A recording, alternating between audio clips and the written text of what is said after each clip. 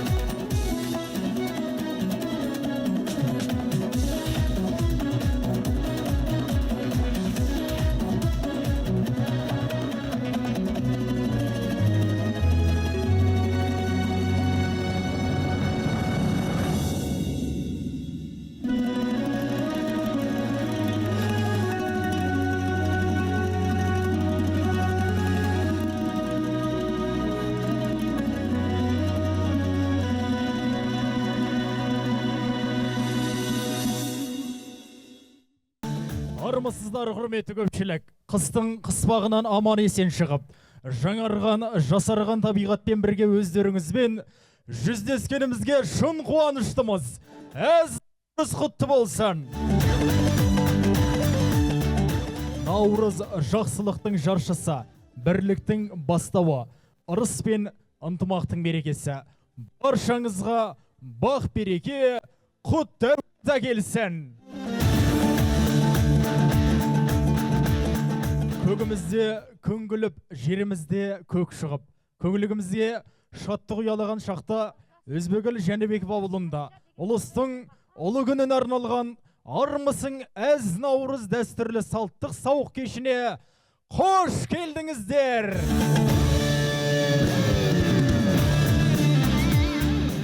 Наурыз ұлттың ұлы күні, елдің еңсесін тіктейтін мейрам. Осы ұлық мерекені әспеттеп, әдет ғұрып пен салт дәстүрімізді дәріптейтін ұлан әсір тойымызды елге танымал отырардағы той әнімен бастағалы отырмыз ағайын. Сахнада Қазақстан Республикасының мәдениет қайраткері, құрмет орденінің егері Хадиша Шалабаева.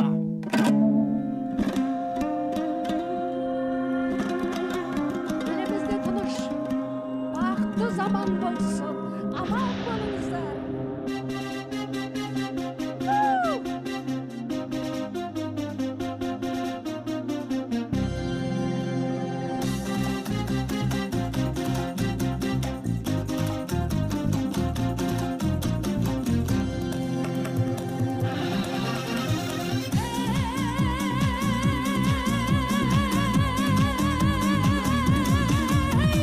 Ой басталды отырарда сырдың сұлу бойында, кеудесінде оты жанған қызыл қолың қойнында, аңыздарына аты қалған талай ақын толғаған, осындай той отырарда бұрын соңды болмаған туған елім. Ой, өскен жерім, асқар белім, сенсің әнім менің, сәнім менің.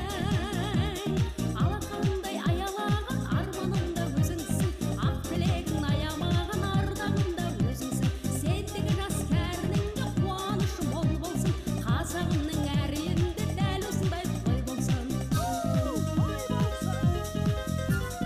Отырарды күні бүгін қайта жаңғырып, жылам жақты ұлылығым барлық аймақ атырап, әнмен бірге тербетілем, күймен бірге толғанам. Осындай той отырарда бұрын соңды болмаған туған елім.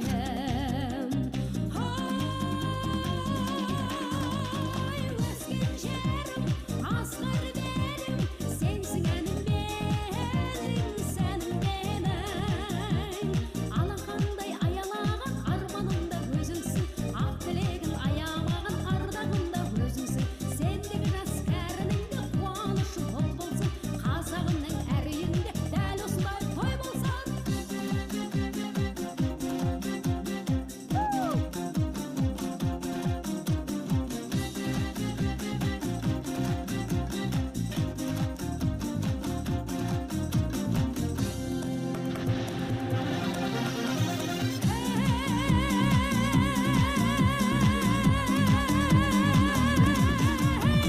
Зілхана жел қозғалғандай палуандар алыстан, қызғалдақтай қыздар қандай көз тартады алыстан. Сол қыздарға оты бар жан жүрек отын жалғаған, осындай той отырарда бұрын соңды болмаған туған елім.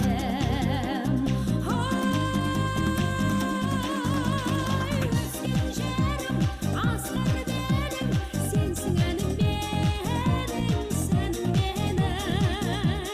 Алақандай аялаған арманымда өзіңсің, ақ тілегін аямаған ардағымда өзіңсің. Сендегі жас кәрініңде қуанышы мол болсын, қазағымның әр елінде дәл осындай той болсын туған елім. Ой, өскен жерім, асқар белім, сенсің әнім менің, сәнім менің.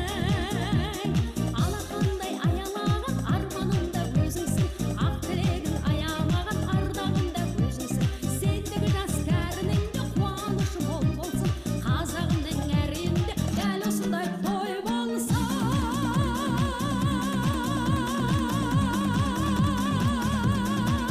Той болсын. Қазақ халқы үшін бата қасиетті құндылық. Жақсылықтың жаршысы, рухани күш берер асыл сөз. Бата елдің тілеу ағайын. Ақсақалдың ақ жолы әр істің бастауы. Сапарға шыққанға бата беру, жас отауға бата айту, үлкеннен бата алу ұлтымыздың ғасырлар бойы жалғасқан дәстүрі. Ұлыстың ұлы күнінде ақ бата жақсылықтың бастауы. Ендеше наурыз батасын беру үшін ғалым ұстаз профессор Жүзбай Қырғызбайұлын сахна төріне құрметпен шақырамыз.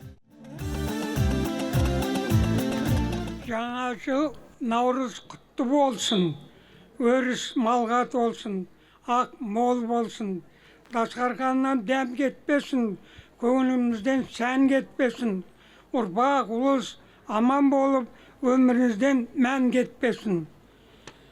Құдай кепелімізді тартпасын, қуаныштан арылтпасын, халқымыз ешбір қамықпасын.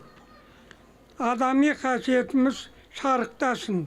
Аспанның ашық етке, бәлекеттерден қашық етке. Аумин. Аллаху акбар. Әумин. Тәрбиенің бастауы тәлімнің бұлағы болған Жүзбай Қырғызбайұлы, жүз жасаңыз, аман болыңыз. Жастарға елдегі бір айтардың бір еді. Жүзбай ақсақал жастарға бата бергелдір, бір қошеметтеп қойыңыздар. Жастарға талмайтын талап берсін, самғанитын қанат берсін, баянды бақыт берсін, ұзақ өмір тұрлаулы бақыт берсін. Әйел жолдастарға қиындыққа күйзелмейтін, бақыт келсе семірмейтін, ер мінезді қадірлейтін әйелдердің даңқы артсын дейді. Аумин. Әумин. Айтқаныңыз келсін. Бәрекелді бір құрмет қошеметтеп қойыңыздар. Жүзбай Қырғызбайұлы. Қайырлы күн, құрметті халайық. Бүгін Ақтүйенің қарны жарылып, әз наурызды мерекелеп жатқан кезде біздің Өзбекәлі Жанбек ауылында өте керемет қуаныштар болып жатыр. Соның бірі біз текті жердің қызын алып, текті келін түсіріп жатырмыз. Сүйінші келді, Алақай, сүйінші келді. Алақай, сүйінші келді. Алақай, сүйінші келді. Сүйіншілетіп келе жатқан болашақ келіннің алдынан келінді, қызды қызыл саукелесін кигізіп, мойнына қызыл орамалын тағып, сол қыздың әулетінің үлгілі екі келіні, яғни қыздың жеңгесі қолтықтап алып келе жатыр. Ғұрып бойынша, рәсім бойынша жігіттің екі жеңгесі және шешесі, яғни қыздың болашақ енесі алдынан шығып, саукелесін шешіп, мойнындағы орамалын басына тартып, енесі маңдайынан сүйіп, өзінің тілегін айтады. Қыз біздің елге келін болып түсті. Текті жердің қызы, текті келін болатынына біз сенімдіміз. Қыздың екі жақ жеңгесіне екі қолтығындағы енесі сый сияпат рәсімін жасайды. Айналайын, бақытты бол, орамалың құтты болсын. Өз отауыңа келген қадамың құтты болсын, бақытты бол. Осыдан кейінгі рәсім ақ отауға кірмей тұрып, алдымен отқа май құю рәсімі жүргізіледі. Ол деген сөз қазаның майлы болсын, қазаның оттан түспесін, көңілім жайлы болсын. Өмірің сәнді болсын деген жақсы ниет тілектермен ұштасып жатады.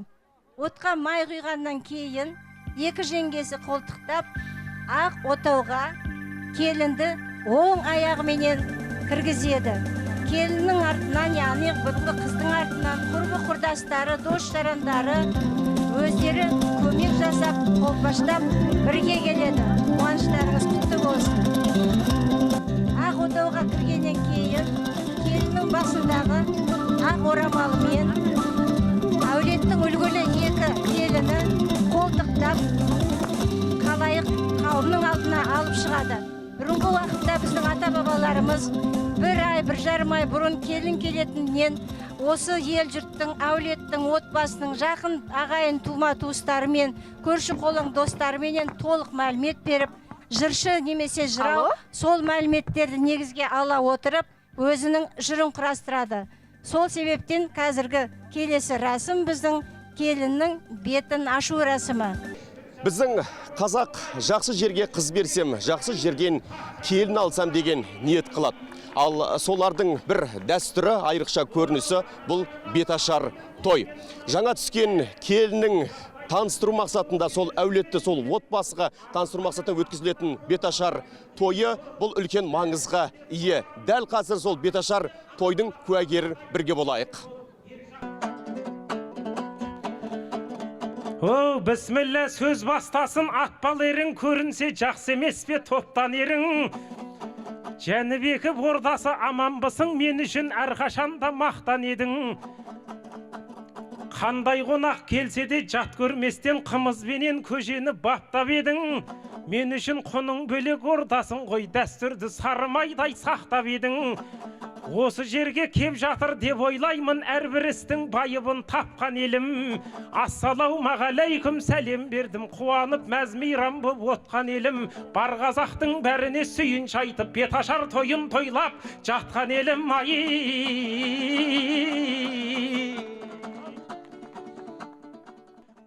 Айналайын жас келін, осы ауылға келгенде қолдайды сені мынау ел. Осы отырған жұртыңа иіліп сәлем қыла берім, еліңе қызмет қылатын артыңда қалсын мұрагерім. Ұрпағыңмен мың жасап, мынау жалған дүние тұрғанынша тұра берім. Шаршамастан келінжан беліңді бекем буа бер, өзбек әлідей жандардың жоғалған жолын жалғайтын саналы ғана ғұмырын, қазақта елге арнайтын тұлғалы балдар туа бер. Беташардың ендеше тізімін айта берейін, шығып тұрғанда күн көктен, аттарын айтап жатқанда сәлем бергелін құрметпен. Шайырың салсын әніне, сөзінің қарап мәніне, айналайын келінжан, кішкене барсам әргем. Жәнібек Өзбек әлі бастаған бір сәлем беріп қойғайсың әруақтардың бәріне. Ел үшін туған айбаттер, біз үшін мықты қайраткер, Оразалы Сәбдендай ақсақалға бір сәлем берім. Ел үшін сөзінің жоқ қатасым, берілген көпке батасы, Жансая Әбдімәліктің тәрбие берген атасы, Әбдімәліктай атаға иіліп сәлем салғайсың. Еңбегімменен етелген сөз айтпайтын бекерден, тек өзінің ғана емес ел абыройын көтергені, Қырғызбай Жүзбай атаға иіліп қане сәлем берім. Арқа сүйер ағамыз, ақылшы әрі танамыз, Құлбек Ергөбектейін атаға сәлем саламыз. Енді аналардан бастайын, тілеулесі боп жүрген қаншама көп достардың, аямайтын көмегін жанашыры жастардың, Сүгірбайыба Гүлжандай ұстазға сәлем бергейсің. Барша жұрт жақсы көретін, жырына көңіл бөлетін, ханның өзі құрмет қып иіліп сәлем беретін, хан бейбі есен қара қызына иіліп сәлем бергейсің. Айналып қана кетейін ұл босындайын анадан, Қазығұрт ансамблінің шын негізін қалаған, Тәжібайыба ұл босын апайға сәлем бергейсің. Білімде өткен қыз жазым, есепсіз көп ұстажым, қаншама мықты жандардың болып өткен ұстазым, Дина Әбішевадай анаға сәлем бергейсің. Елім деп соққан жүрегі осы орданың түлегі, Раиса Райымбековадай ұстазға сәлем бергейсің. Жәнібековтай ордаға еңбек еткен қанша жыл, анамыздай боп кеткен қашқын қызы Баршагүл апайға қане сәлем бер. Толғауда ешкім қалмасын арманда, тағы бір сәлем беріп қой осында отқан жандарға. Сөз соңында ал енді бізден бір тілек ән болсын, тілегімді айтайын, мен айтқан сөзде мән болсын. Әр қазақтың баласым, жүрісінен таймаған қазақты әркез ойлаған Өзбек әлідей нар болсын. Айналайын ау ағайын, денсаулықтарың мықты боп, әрбір күндерің құтты боп, жегендерің бал болсын. Жырымның осы нұсқасы, ұзын сөзімнің қысқасы, осындағы баршаңа жаратқан өзі жар болсын.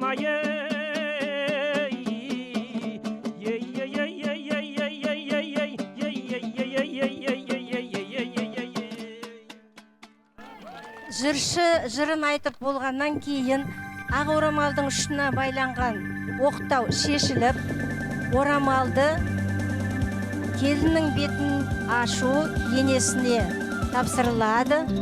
Енесі орамалды шешіп, оқтауды желкіртеп өсіп келе жатқан әулеттің жас жеткіншегіне бұйырады. Осындай жол болсын деп. Келіннің бетін ашып, оқтауды берудің мәнісі ол асхананың құралының бірі болып табылады. Сондықтан дәмің тәтті болсын, қонағың көп болсын, дастарханы мол болсын деген ниетпен оқтау тапсырылды. Осы кезде енді әулеттің үлкен, көпті көрген, көп жасаған қариясы бата береді. Көргендер жақсылық болып, өбірлі-шүбірлі болып, отбасында ынтымақ, береке болып, көбейе бересін. Әумин, Аллаху акбар. Жас келін отауға кіргізіледі, астына қойдың терісінен иленіп жасаған тулаққа отырғызады. Оның мәнісі мінезің жібектей жұмсақ болсын дегенді білдіреді. Келін түсті салты ғой бұрынғының, біздің үйге бірендай бұрымдының. Ақ ниетпен аттаған босағасы, ағарып тұр әнекей шымылдығы. Ақ ниетпен аттаған босағасы, ағарып тұр әнекей шымылдығы. Ақ бауырсақ шашу боп шашылғанда, қызыл жайлы жүзіңді жасырғанда, қандай ғана сезімде болдың екен. Ақ шымылдық алдыңнан ашылғанда, қандай ғана сезімде болдың екен. Ақ шымылдық алдыңнан ашылғанда.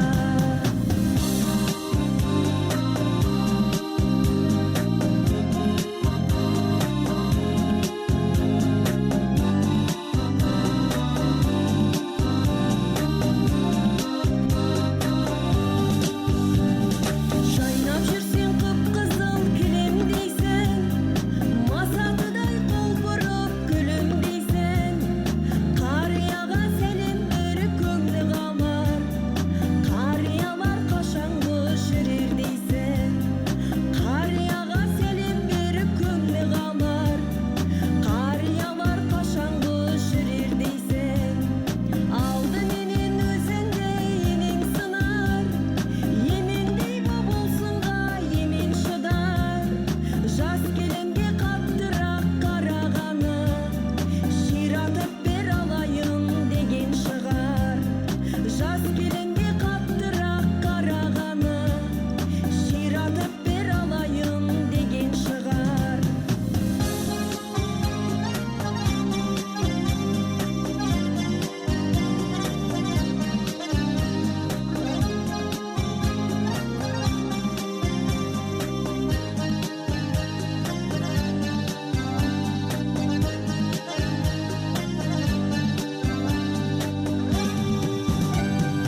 Ерке өскен еліңнің елік едің, келін бол деп жіберді-ау сені елің. Енең байқұс толқып жүр қайтсын енді, сен оның ең алғашқы келін едің. Енең байқұс толқып жүр қайтсын енді, сен оның ең алғашқы келін едің. Атасында осы елдің анасында, сыйлай білгін ажыратып жатасың ба? Қолдан келсе үлкеннен бата алайық, ықыласы үлкеннің батасында. Қолдан келсе үлкеннен бата алайық, ықыласы үлкеннің батасында. Ықыласы үлкеннің батасында. Мына ұлыстың ұлы күні қарсаңында үлкен бір ұлы істер болып жатыр деп ойлаймын. Наурыз мерекесі құтты болсын. Наурыз бұл елдіктің, ерліктің, мынау халықтың бір-біріне деген достығы, одан кейін бір-біріне деген мейірімділігін арттыратын үлкен бір мейрам деп айтуға болады. Сондықтан да наурыз мерекесі құтты болсын, еліміз аман, жұртымыз тыныш болсын. Жастарымыз мен қазақпын деп мақтанатындай үлкен азамат болып өсе берсін дегім келеді. Енді наурыздың тарихы өте ертеден, бірақ осы наурыздың қайтадан дүниеге келуі, осындай кең көлемде тойлануында Өзбекәлі Жәнібек ағамыздың үлкен еңбегі бар деп ойлаймын. Оны көптеген өзімен қатар жүрген кісілердің естеліктерінде, мысалы Қалаубек Тұрсынқұловтың естелігінде 1962 жылдан бастап өз ағаңның наурызға дайындығын баяндайды. Сол сияқты қазақ халқының абызы атанған Рахманғали Бердібаев атамыз да наурызы ұйымдастыруда, тойлауда Өзбекәлі Жәнібектің еңбегі сонау ертеден басталғандығын айтып, дәлелдеп айтып кетті. Қазақтың көнеден жеткен тағы бір ісі ол диірмен тарту. Бұл құралмен қандай дәнді дақылдарды тартқан біз Күлия апамыздан сұрап білеміз. Апа, мұнымен қандай дәнді дақылдарды тартқан? Қазақ халқы негізде бұрыннан келе жатқан өзінің ата салтын жақсы сақтаған халықтардың бірі. Бұл диірмен тасымен негізінде бидайдан ұн жасаған. Ерте ашаршылық кезде қазақ халқын құтқарып қалған құралдарымыздың бірі деп мақтаныш етсек болады.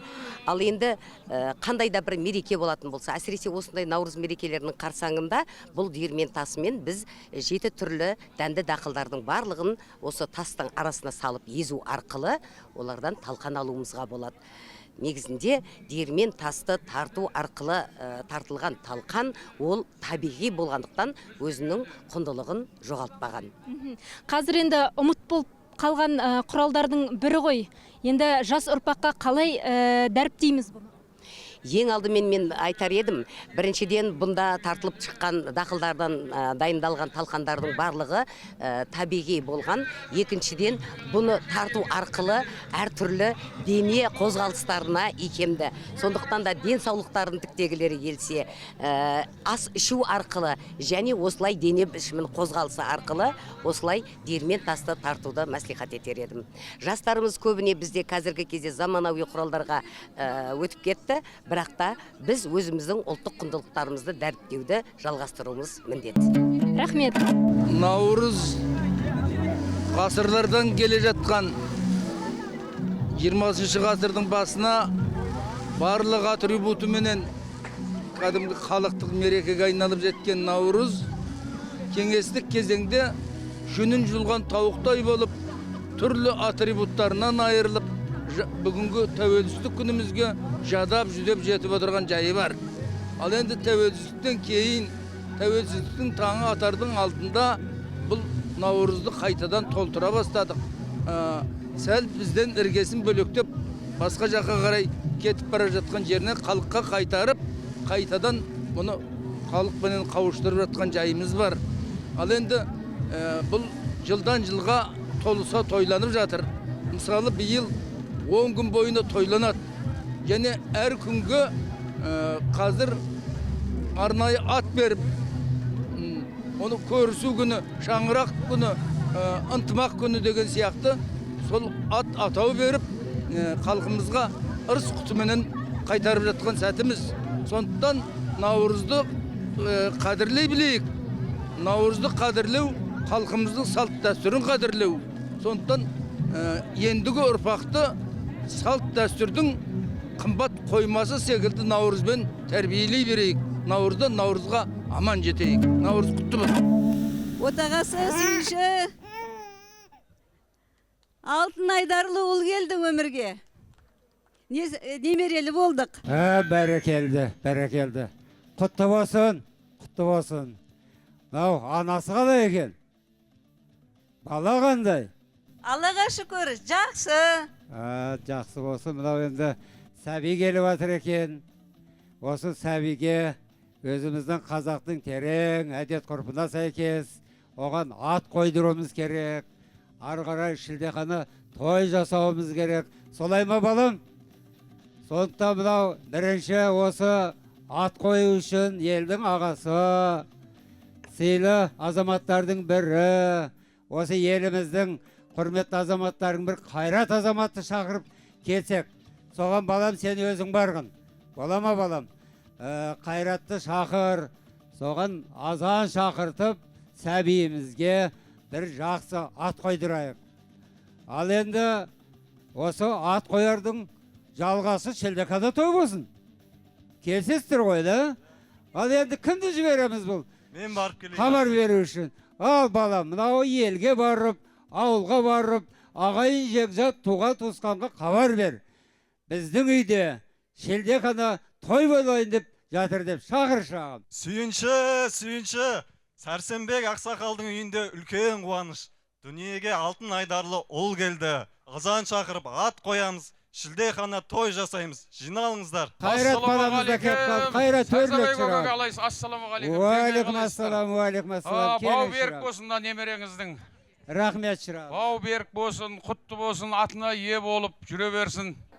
Дүниеге нәресте келген кезде азан шақырып ат қою қазақ дәстүрінде үлкен маңызға ие. Қазақта өзі жақсы сөз бар, атына заты сай болсын деген. Ондағы мақсат бар болмысы сол тәрбиелі болсын деген болса керек үлкендеріміз. Осыны ескеріп отырып, дәл қазір осы ұлы тойда біз бүгін ат қою шілдехана дәстүрін, ұлы тойдың барлығын көрсететін боламыз. Бізбен бірге болыңыздар. Ат қою ол үлкен Алланың есімін ең бірінші баланың құлағына естірту арқылы және қамат айту арқылы бірінші оң құлағына, екінші сол құлағына атын 3 мәрте айтып қоятын болғандығын біз жақсы білеміз. Ал енді құрметті қауым, рұқсат етсеңіздер, мынау өздеріңіз жақсы білесіздер, қазақтың маңдайына біткен ғалымы Қаныш Сәтбаевтың есімінің азан шақырылып қойған атының өзі Ғабдул Ғани, кітаптан қойылған ат. Ал енді барлық ел оқысыны Қаныш деп кеткен. Міне сол сияқты елдің махаббатымен кейде мынау азан шақырылып қойған аттардың да өзгерістерге ұшырап тұратыны бар. Ал онда кішкентай сәбиіміз құтты болсын. Мынау азанымызды шақырып, сәбиімізге ат қояйық. Сәке, бұны немереңіздің атын кім деп қойдыңыз? Енді мына өзі жақсы ат адам баласын жоғарғы жетелейді дейді. Сондықтан мынау қазақта осырынды алға тарта отырып, мынау жаниямызбен, мынау апамызбен, балдармен ақылдаса отырып, осы өңірдің шыққан елге белгілі сондай бір азаматтың есімін қойсақ деп жүр ойланып ек. Соған бір жақсы бір сәті кеп тұр осы. Осы өңірдің тумасы, халыққа қызмет еткен жақсы бір азаматтардың бірі Жәнібеков Өзбекәлі деген азамат бар. Сол Өзбекәлінің атын қойсақ деген бір үмітіміз бар еді. Қалай дейсіз? Жақсы, құтты болсын, жақсы ырымдап қойып жатсыз. Жалпы асыл дінімізде ата-ананың бір парызы ол балаға жақсы ат қою. Ал олай болса, құрметті көпшілік, рұқсат етсеңіздер, азанымызды шақырып баламызға атын қояйық. Жарайды, ал бастаңыз. Аллаху әкбар, Аллаху әкбар. Аллаху әкбар, Аллаху әкбар. Әшһәду ән ла илаха иллаллах. Әшһәду ән ла илаха иллаллах. Әшһәду әннә Мухаммадан Расулаллах. Әшһәду әннә Мухаммадан Расулаллах.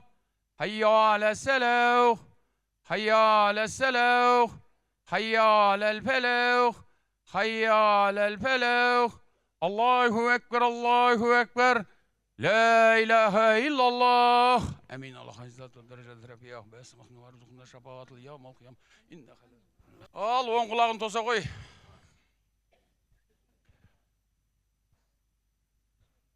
Сенің атың Өзбекәлі, сенің атың Өзбекәлі, сенің атың Өзбекәлі. Ер азаматты Өзбекәлі атаңша елге қызмет ете бер. Ал құтты болсын, бау берік болсын. Тойларыңыз той қыласын. Ал мына құрметті Сәке, Ғалия құдағи, мына бүгін үлкен қуанышқа келіп отырмыз. Қуаныштарыңыз құтты болсын. Мына өмірге бала келу деген ол үлкен қазақтағы үлкен тойлардың бірі. Сол тойларыңыз құтты болсын. Мына Өзбекәлі деп ат қойып жатсыздар. Атына сай азамат болсын. Мына елге, халыққа сыйлы Дінмұхамед Қонаев атасындай, Өзбекәлі атасындай үлкен елге қадірлі азамат болсын. Қуанышымызға ортақтасып келгендеріңізге алғысымыз шексіз. Баламыздың өмірі жарқын, жолы ашық болсын деп азан айтып ат қойғыздық. Ой, рахмет. Қазақтың дәстүрінде бірінші баланы атасының баласы деп сөйлеуші еді, сен баламыз деп қалдың ғой. Ал онда мынау атасының баласына атасынан ақ бата берейік. Ұзақ жасың болсын, тік басың болсын, еліңнің сүйіктісі бол, ата-анаңның қуанышы бола бер. Аумин. Аллаху акбар. Ұлыстың үлгіні Наурыз құтты болсын. Біздің бұл Наурыз 3000 жылдық тарихы бар. Түркі тегінен келе жатқан халықтың, бүкіл халықтың, түркі халқының, оның ішінде қазақ халқының ұлы тойы деп айтуға болады. міне бүкіл жақсылықта күн мен түннің теңескенінде табиғатта оянып ұлы той басталды. Жылдың басы басталды. Міне жылдың басы қалай жақсы қарсы алсақ осы халық елмен жылда солай аяқталады. Сондықтан бүкіл оңтүстік өңірін Наурыз мерекесімен құттықтаймын. Тек білім, тек іс, тек денсаулықтың арқасында оңтүстік өңірі жайқала берсін. Себебі қазақтың ең халқы көп тұратын. Егер оңтүстік Түркістан облысымен Шымкент бәрін қосасын болса, 3 миллионнан астам халық тұрады. 3 миллионнан астам халықты мен шын жүректен ғалым ретінде құттықтағым келеді. Әр үйде той болсын, тойдан тойға, наурыздан наурызға жете берейік.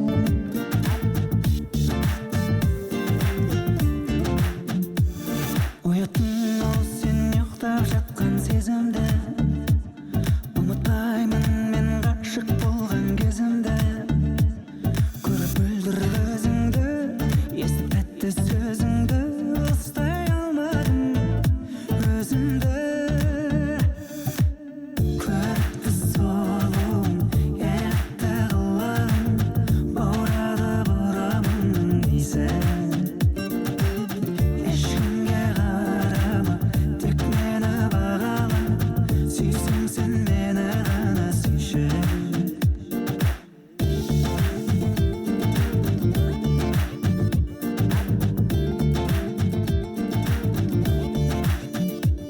Балдай ләззат сен сыйладың ау түр-түрлі, қандай ғажап ех сүйген сұлу сылқымды. Ұрлап күндіз күлкімді, бұздың түнгі ұйқымды, болып жүрмін ай біртүрлі. Көрікті сұлуың, елікті қылығың, баурады бұрамың дейсің. Ешкімге қарама, тек мені бағала, сүйсің сен мені ғана сүйші.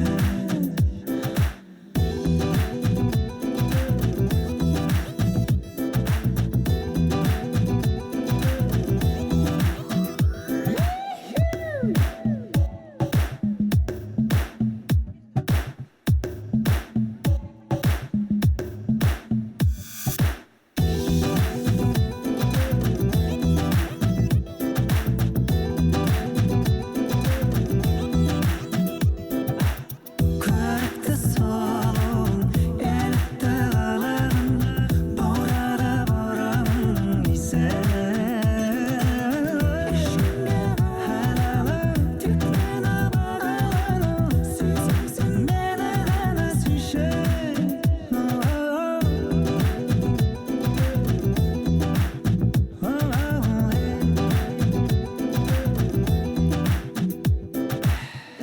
Ешкімге қарама, тек мені бағала, сүйсің сен мені ғана сүйші.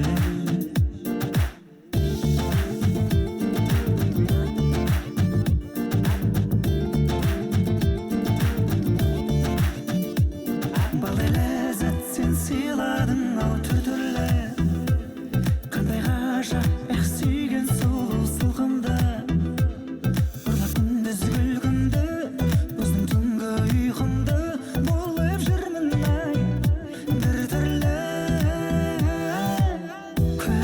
Бәрекелді құрмет қошеметтеріңіз болсын. Елікті қылығың, баурады бұрамың дейсің. Ешкімге қарама, Мен үшін ұлттық киім, жалпы қазақтың ұлттық киімінен керемет нәрсе жоқ деп ойлаймын. Өзім енді әр ұл өкілі солай есептесе керек. Жалпы мынау қазақ ұлттың қазақ екенін білдіретін бірінші адамның үстіндегі киімі. Сондықтан айтар едім, қазіргі жастар қазақ киімді көбірек кисе екен, насихатта есе екен. Қазақтың киімі өте керемет. Мына артта көріп тұрғаныңыздай, бүгін Ақбаян сән театрымыздан келіп тұрмыз, мына той тойлап. Мынау пайдалана отырып, облыс тұрғындарын бәрін шын жүрекпен Наурызбен құттықтаймыз. Ақмол болсын. Қазақ халқының ұлттық музыкалық аспаптарының түрі өте жетерлік. Самат мырзадан осы музыкалық аспаптар қалай жасалынады, қандай құпиялары бар, біз бірге білетін боламыз. Ассалаумағалейкум. Уалейкум ассалам. Мейрам құтты болсын. Бәрекелді, бәріне де құтты болсын, Наурыз мереке. Ұлысты болсын, қылышты болсын, жұғысты болсын барлықтарыңызға дейін. Қазақ халқы өзі қасиетке санаған қобызды дәл қазір жасап жатсыз, иә? Қыл қобыз.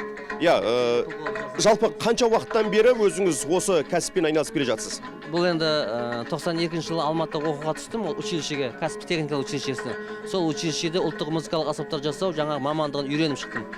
Сол 94 жыл бітірдім ба, сол 96 жылдан бері қарай шыны керек осы ұлттық музыкалық аспаппен айналысып келе жатырмын. Әрине бірінші кезде дұрыс істей салмадым, кейін сол 30 жылдық тәжірибенің арқасында осы қыл қобыздың жаңағы дыбысына, шыңына жетіп жатырмын деп өзім ойлаймын. Әлде осы үйренерім көп, но бірақ қыл қобыз жасауды жақсы үйрендім, нақышына келтірдім деп айтуыма болады. Біздің білуімше осы қыл қобызды кез келген шебер жасай алмайды.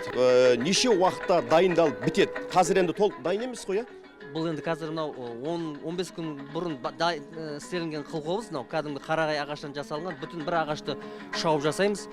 Одан бұрын бұның терісі бар. Терісін бұны өңдеудің өзіне біраз уақыт алады. Мысалға ешкінің терісін бірінші оны өңдеу кезде жүнін түсіруіміз керек. Ал жүн түсіруге бір 5-6 күн, бір аптада даже сондай уақыт кетіп қалады. Жүні түсу үшін. Соған байланысты жаңағы уақыт 10-15 күн уақытты бір қыл қобыздың өзі уақытта алады. Бұл енді бүтін бір ағаштан жасалған, қара ағаш жасалған, аттың құйрық қылынан тағылады, мына жерге ешкінің терісінен қапталады, мына жерге құйысқаны түйенің терісінен қойылады. Мына кәдімгі бауы бар, бауланады, сонымен құлағы, басы дегендей. Қаптағаш. Кәдімгі бұл енді қарағай ішіле қарағай. Қорқыт өзі айтып кеткен ғой, Қорқыт бабамыз өзі. Қарағайдың түбінен қайырып алған қобызым, үйеңгінің түбінен үйіріп алған қобызым дегенмекші, сол сияқты қарағайдан жасалады. Наурыз біздің халқымыздың, түрк халықтарының ортақ үлкен мейрамы, мерекесі десе болады. Алтын Орда дәуірінде де хандардың біразының аттарын Наурыз деп қойған. Бұл көп ғасырлық, шын мәнінде Наурыз бұл жаңа жыл, жаңару деп аталады.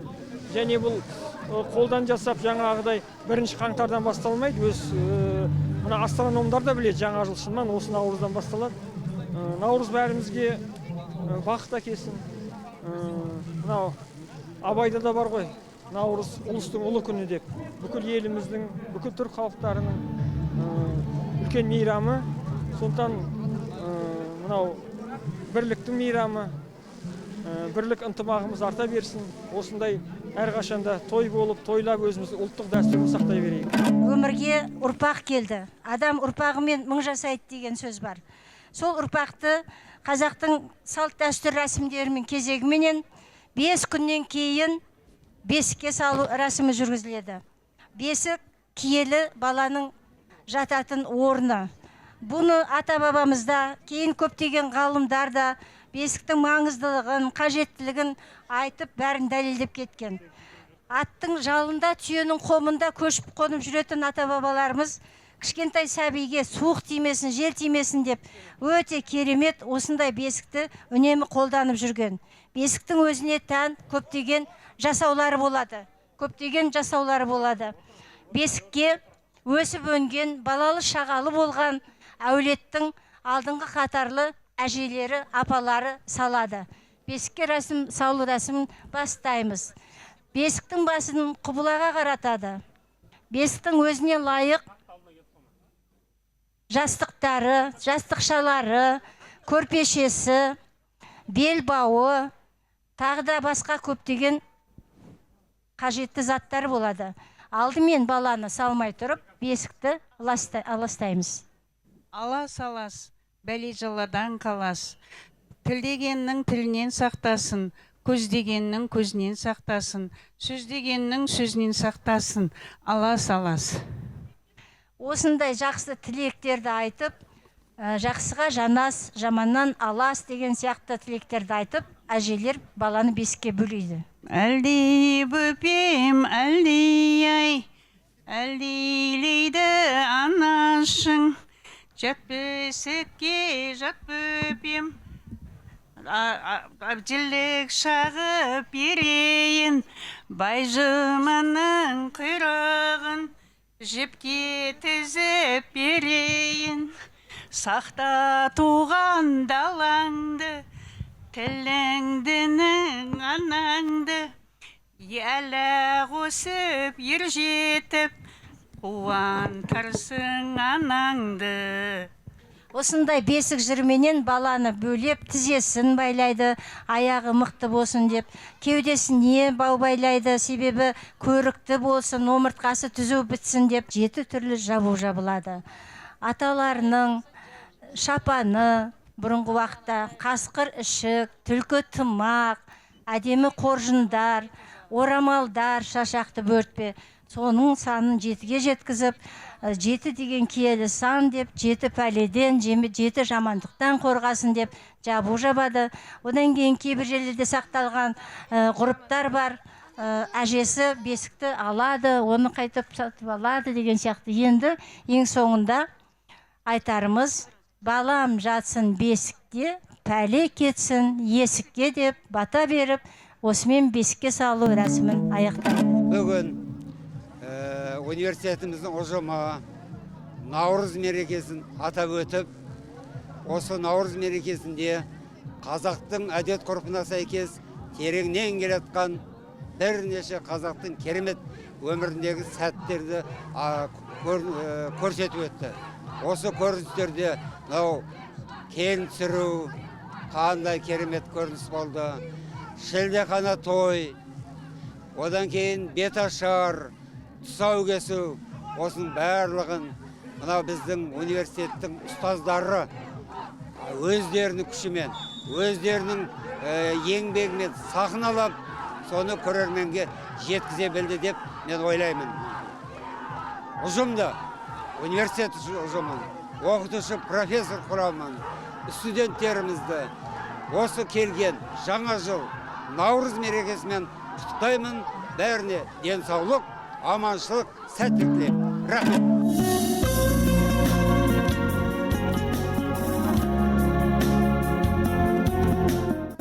Біз қазақ халқы әулет дәстүрін қастерлеп, дәстүрлік мұраларды насихаттап жүрген халықпыз. Дәстүрдің озығы бар, тозығы бар, өткеннен бізге жеткен асылы бар. Сәбидің әр қадамын қызықтайтын қазақта тұсау кесу рәсімі бар. Қазақ халқы бүлдіршіннің тұсауын ала жіппен, тоқ шетпен, немесе өрілген көк шөппен кескен. Ала жіппен кесуі жақсылық болып басына бақ қонғанда асып, тасып, асылық жасамасын, қиындық көрсе жасымасын, өмірдің күнгейі мен көлеңкесінен тең өтсін деген тілегі. Тоқ шекті қолдануда, бала тоқшылықта, молшылықта малды болып, дастарханы майлы болсын деген арманы. Ал көк шөппен кескенде өсіп өнсін, тамырын кеңге жайсын деген ізгі ниеттері жатыр. Балақайдың тұсауын да кездей соқ кісіге емес, алдын ала таңдаған жігерлі, мейірімді, жағымды қасиеттері мен үлкен өмірлік жетістіктері бар сыйлы жанға кестірген. Баланың болашақ жолы да оның тұсауын кескен сыйлы адам сияқты сәтті болады деп ырымдаған. Балақайдың тұсау кесу рәсімін елімізге сыйлы азамат, мемлекет және қоғам қайраткері, Қазақстан Республикасы ұлттық ғылым академиясының академигі, Қазақстан Республикасы мемлекеттік сыйлығының лауреаты, аталмыш оқу орнының директорлар кеңесінің төрағасы Оразалы Сәбденұлын, тұсау жібін байлауға ардақты ана, сүйікті әже, оқу орнымыздың басқарма төрағасы ректор Гүлжан Дәулетбекқызын және бүлдіршінге бата беруге қадірлі қария Қазақстан Республикасы ұлттық ғылым академиясының құрметті академигі Құлбек Сәрсенұлы Ергөбекті ортаға шақырамыз. Ал келін балам, кішкентай әлемді ортаға келіп, әжесіне табыс ете ғой. Ата бабаларымыз бала тәрбиесіндегі маңызды бір кезеңге ерекше тоқталған. Ол міне тұсаукесер деп аталады. Бала алғашқы қадамын жасап, тәй-тәй басқан шағында сәбидің тұсауын кесіп, думандатып тойлайтын болған. Қазақ халқы бұл дәстүрді аса құрметтеп, баланың өсуі мен дамуына деген жақсы тілектерді айтқан. Қазір тұсаукесер салтының түп нұсқасын тамашалап жатырмыз. Экраннан алыстамаңыздар. Өзің қандай сүйкімдісің, тіл көзім тасқа. Немереміз қас тұрыпты, алға қадам басуға, тәй-тәй басып жүріпті, асулардан асуға. Маған сау байлатып, жақандардан бұйрық сол. Мені жүйрік депті жұрт, менен асқан жүйрік бол. Тоқ шекпен тұсайын, жасап баба ырымын, сағат сайын есейіп, шапқыласын құлыным. Аяқтары талмасын, айналайын алтыным.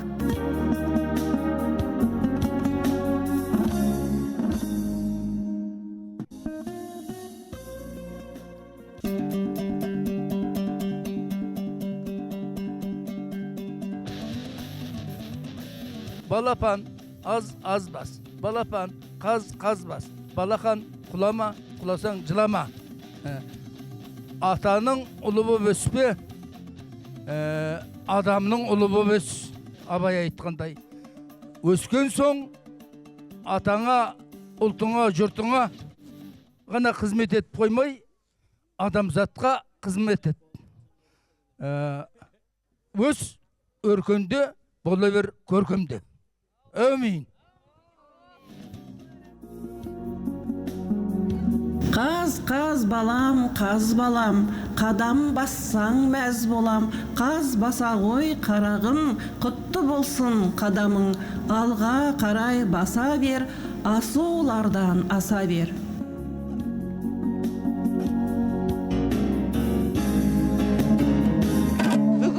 Өзбекәлі Жәнібеков атындағы Оңтүстік Қазақстан педагогикалық университетінде армысың әз наурыз атты салтанатты кеш өтіп жатыр.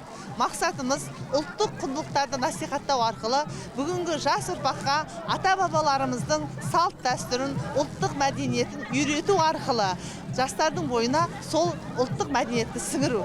Бүгін біз келін түсіру, бет ашар, азан шақырып ат қою, және бесікке салу, және тұсаукесер рәсімдерін өткіздірдік. Және оның бір ерекшелігі осы іс-шараны өткізу барысында арнайы Өзбекәлі Жәнібековтің, Қалел Арғынбаев сияқты этнограф, тарихшы ғалымдардың еңбектеріне сүйене отырып, интервью бере отырып, осы бүгінгі біздің 8.000-нан аса оқитын студент білім алушыларымызға түсінікті тілде баяндай отырып, оның не мақсатта жасалды, оның тәрбиелік мәніне, салт дәстүрдің мағынасы не деген нәрселерді паш еттік деп ойлаймын.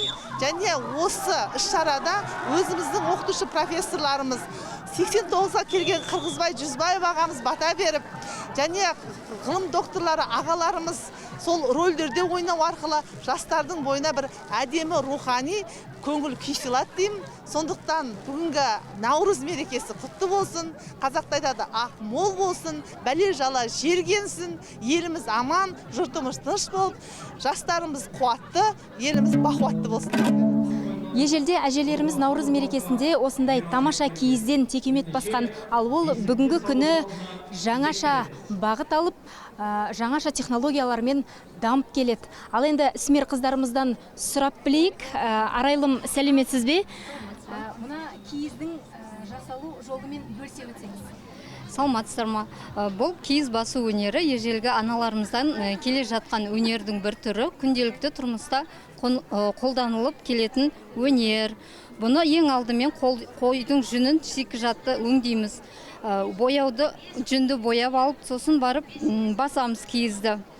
Ең алдымен эскизін сызып алып, эскизіне қарап жүнді инемен шұқу арқылы басамыз.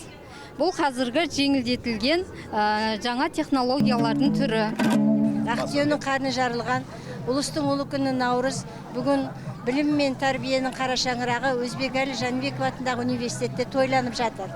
Бұл жерде негізі өзі ата аталып отырғандай, біздің негізгі ұлттық құндылықтарымыз, бұрыннан келе жатқан ата бабамыздың әдет ғұрпы, салт дәстүрі барлығы бала дүниеге келгеннен бастап бойына сіңіріп, қанына тартып, солай өсірген ата бабаның салтын жалғастыру мақсатында және осы ғалым атамыз Өзбекәлі Жәнібековтің өзінің көптеген еңбектері, артында қалдырған педагогикалық идеялар, тағылымдарын есімізге ала отырып, соны негізге ала отырып, мына біз өзіміз тәрбиелеп отырған, дайындап отырған болашақ ұстаз, педагог, мұғалім мамандардың бойына сіңіру, дарту мақсатында үлкен іс-шара өткіздік деп ойлаймын. Заманауи өзгерістерге ұшырап жатқан әдет-ғұрыптардың көпшілігі сипатына, мазмұнына қарай, түріне қарай, формасына, жүргізілу әдіс-тәсілдеріне қарай өзгеріске ұшырап жатқаны анық. Дегенмен де бұның негізін салып кеткен ата-бабамыз, соның ішінде ғалым, үлкен ұлы тұлға Өзбекәлі Жәнібековтің еңбектерінде айқын, айқара жақсы жазылған. Соны біз негізге ала отырып, азды-көпті әдет-ғұрыптан мәлімет бердік десек болады, мағлұмат бердік, іс жүзінде, іс-әрекеттер арқылы.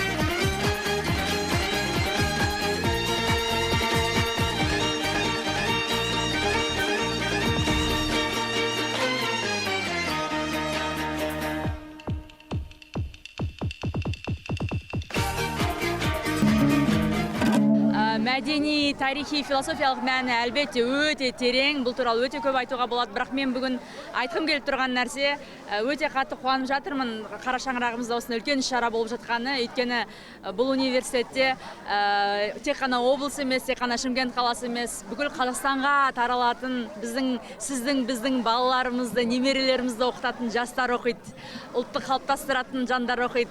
Сондықтан осындай мағынасы терең іс-шараның барлығын түсіндіріп, көрсетіп, эстетикасын көрсетіп, этикасын көрсетіп, қандай мәні бар, қандай тарихы бар, бұл нәрсенің бәрі бір тамаша болып жатыр. Қатты қуанып жатырмын біздің болашақ ұстаздарымыздың осы нәрсенімен сусындап, қанығып, біліп, көрсетіп, өздері араласып жатқанын.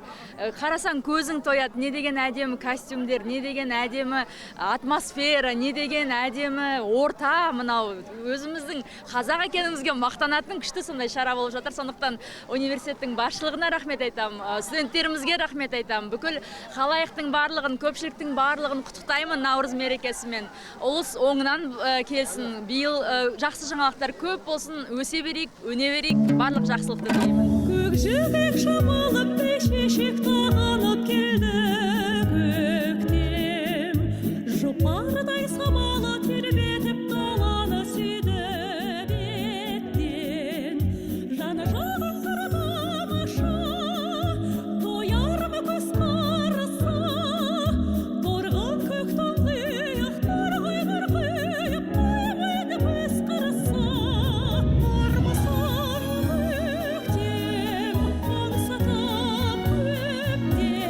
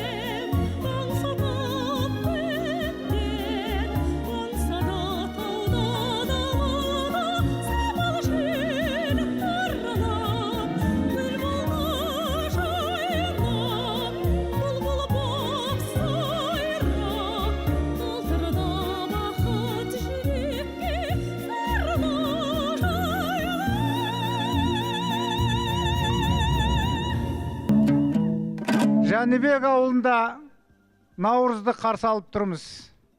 Наурыз құтты болсын. Наурыз жылдың басы, күн мен түннің теңескен уақытысы, көктем мерекесі, табиғаттың оянғаны, міне осы бастама құтты болып, жылдың аяғы тойға ұлассын. Жәнібек ауылында той көп болсын. 19 наурыз 1937 жылы оңтүстікте бірінші болып 2 жылдық мұғалімдер институты ашылды. Дәстүрлі түрде біз 19 наурызда осы күнді тойлаймыз.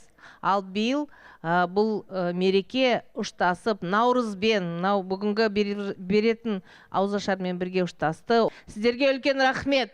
Мына жерде аға буын қолдап отыр. Мына жерде біздің қымбатты студенттеріміз. Мына факультеттеріне бүгін нағыз қазақ дәстүрлерін көрсеткен Өзбекәлі Жәнібектің еңбектеріне қарай отырып, дәстүріміз қандай болу керек, қандай дұрыс жолы бар деген соның барлығын көрсетті. Сіздерге басқарма атынан, өзімнің атынан шын жүректен алғыс білдірем. Қазақ еліне тек жақсылық әкелсін. Сол қазақ елінде бүгінгі аталған Жәнібеков ауылы аман болсын. Наурыз айы келгенде шуақ шашып жерлерге күн төгеді жылулығын. Еріп қары ақпанның келіп сәні бақтардың гүл береді сұлулығын. Құстар қалқып төбемде ақ қонып көлдерге сән береді әніменен. Сұлу самал желесіп күн мен түнін теңесіп танытады күлімдеген. Ашылар аспан қабағы күліп күннің жанары, қуаныш шаттық кернейді наурыз айы даланы. Асығып күткен мейманы наурыз бақыт мейрамы, шырқалады наурызда қазағымның күйәні.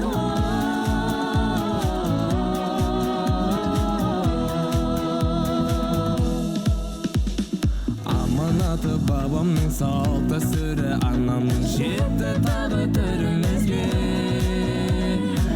Тай басып адамың келді міне жаңа күн тағыналы беремізге. Ақ дастархан жайылып қымыз шұбат қойылып ардады ол берекеміз. Жүректерге жыр тұнып өкпені шым толы тойланады мерекеміз. Шынар Наурыз мерекесін қазақ халқы асығады және ерекше бір қуанышпен күтеді емес пе? Дұрыс айтасың, Серғали. Наурыз айы кіргенде көктемнің алғашқы күнінен бастап әрбір адамның жүрегіне нұр құйып, ел ішіндегі тыныштық пен ынтымақтастықты орнықтырады.